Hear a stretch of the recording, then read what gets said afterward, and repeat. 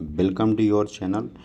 आज आपके सामने एक नई वैकेंसी को लेकर के प्रेजेंट हुआ हूं और ये वैकेंसी जो निकली हुई है SGPGI लखनऊ में जो सिचुएटेड है वहां से ये वैकेंसी जो पब्लिश हुई है। चलिए देख लेते हैं। यहाँ पर आप देख सकते हैं कि 8/5/2024 आज का ही नोटिफिकेशन है, ठीक है ना।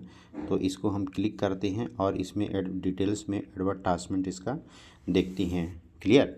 तो ये जो वैकेंसी है तो कह सकते हैं ये काफ़ी अच्छी अपॉर्चुनिटी के रूप में पब्लिश हुई है, ठीक है। आप यहाँ से समझ सकते हैं पूरी अलग अलग पोस्ट के रूप में ये वैकेंसी को जो है पब्लिश किया गया है, ठीक है। तो आप देख सकते हैं यहाँ पे जो ये वैकेंसी रिगार्डिंग बताया गया है इसके, ठीक है। तो SGPGI जो लखनऊ में सिचुएटेड है, Sanjay Gandhi post graduate institute medical science, वहाँ से ये वैकेंसी है।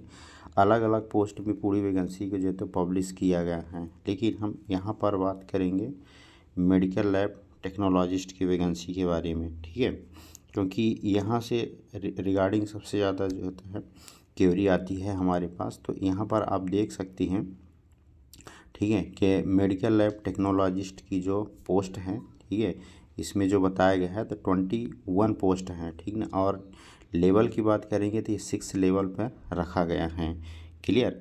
आगे भी आप यहाँ पर देख सकते हैं इसके क्या क्या डिटेल्स बताया गया है। तो ये एडवर्टाइजमेंट नंबर है, आप ये एडवर्टाइजमेंट नंबर ज़रूर याद करिएगा, ठीक है ना, क्योंकि एडवर्टाइजमेंट नंबर बहुत ही ज़रूरी होता है। क्लियर। और ये वैकेंसी का नोटिफिकेशन अलग अलग तरीके से बताया गया है। मेडिकल लैब टेक्नोलॉजी की 21 पोस्ट हैं, ठीक ना। लेवल 6 को रखा गया है इसमें।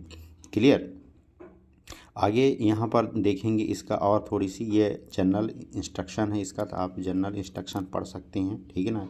CIR यहाँ पर फ़ी पेमेंट्स की अगर बात करेंगे तो इसके रिगार्डिंग में जो फ़ी रखा गया है, ठीक है, तो अलग अलग कैटेगरी में इसका फ़ी रखा गया है, जिसमें से यहाँ पर देखेंगे कि UR कैटेगरी में यहाँ पर टोटल बताया गया है GST को भी इंक्लूड करके 1180 रुपये, ठीक है ना। और OBC और EWS के रिगार्डिंग में भी उतने फीस को रखा गया है। ST SC अगर ये उत्तर प्रदेश के रहेंगे तो उसके लिए यहाँ पर 708 रखा गया है। क्लियर। अब यहाँ पर आगे हम इसका ये देखेंगे, ये रिजर्वेशन भी दिया गया है उत्तर प्रदेश के जो है तो जो स्टूडेंट होंगे उसके रिगार्डिंग में ये बताया गया है, ठीक है। आगे यहाँ पर समझेंगे इसके, ठीक है ना। तो ये एज क्राइटेरिया भी आप पढ़ सकते हैं क्या क्या है। क्वालिफ़िकेशन देखते हैं, मैं इसके रिगार्डिंग में क्वालिफ़िकेशन ही ज़रूरी है कि कौन कौन सी स्टूडेंट यहाँ पर एलिजिबल है इसके लिए, ठीक है। तो यहाँ पर देखेंगे हम मेडिकल लैब टेक्नोलॉजिस्ट का क्वालिफ़िकेशन, जिसमें इसेंशियल क्वालिफ़िकेशन विथ एक्सपीरियंस के साथ बताया गया है, ठीक है।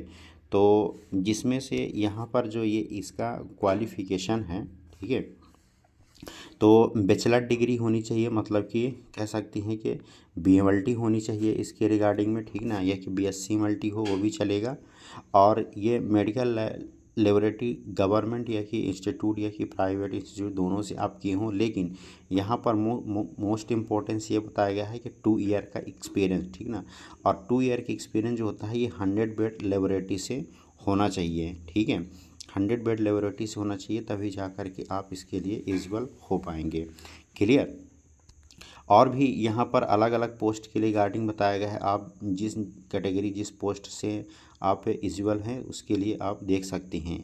अप्लाई करने की बात करेंगे तो यहाँ पर ये जो है तो इसकी साइड बताई गई है, ठीक ना। तो ये साइड में जा कर के आप अप्लाई कर सकते हैं। अप्लाई करना स्टार्ट हो चुका है इसके रिगार्डिंग में, ठीक है। और इसकी अगर हम थोड़ी सी ये पूरी स्टेप्स बताया गया है, ठीक ना। हम अभी यहाँ पर बात करेंगे डायरेक्ट जो है तो है इसके सिलेबस के बारे में, ठीक ना। ऑनलाइन के मोड पर जो है तो ये पूरा बताया गया है, ठीक है। अब यहाँ पर हम जो मोस्ट इम्पोर्टेंस पॉइंट बताने जा रहे हैं कि एग्जाम किस करिए, ऑनलाइन एग्जामिनेशन होगा इसका, ठीक ना। ऑनलाइन मतलब कि CBT टेस्ट होगा, कंप्यूटर बेस्ड टेस्ट होगा, और ये सिर्फ और सिर्फ इंग्लिश लैंग्वेज में होगा। ये चीज़ ध्यान रखिएगा कि exam will be the English language, सिर्फ ये इंग्लिश लैंग्वेज में ही रहेगा, ठीक है।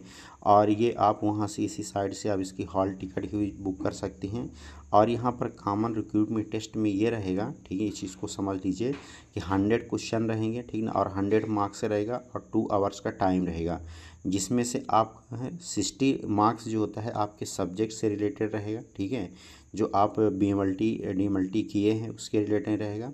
10 नंबर यहाँ पर जो है आपके इंग्लिश सब्जेक्ट से रहेगा और 10 नंबर आपका है मार्क्स जनरल नॉलेज से रहेगा, ठीक है ना। 10 मार्क्स रीजनिंग से रहेगा और 10 मार्क्स आपका मैथमेटिक एप्टीट्यूड से रहेगा। क्लियर, ये सभी इसके रिगार्डिंग बताए गए हैं। लेकिन मोस्ट इम्पोर्टेंस पॉइंट यहाँ पर एक चीज़ और बताने जा रही हैं, निगेटिव मार्किंग के 1 marks will be given for the correct answer and 1/3, ठीक ना, 1/3 नेगेटिव मार्किंग रहेगा अगर आप एक क्वेश्चन को गलत कर रहे हैं।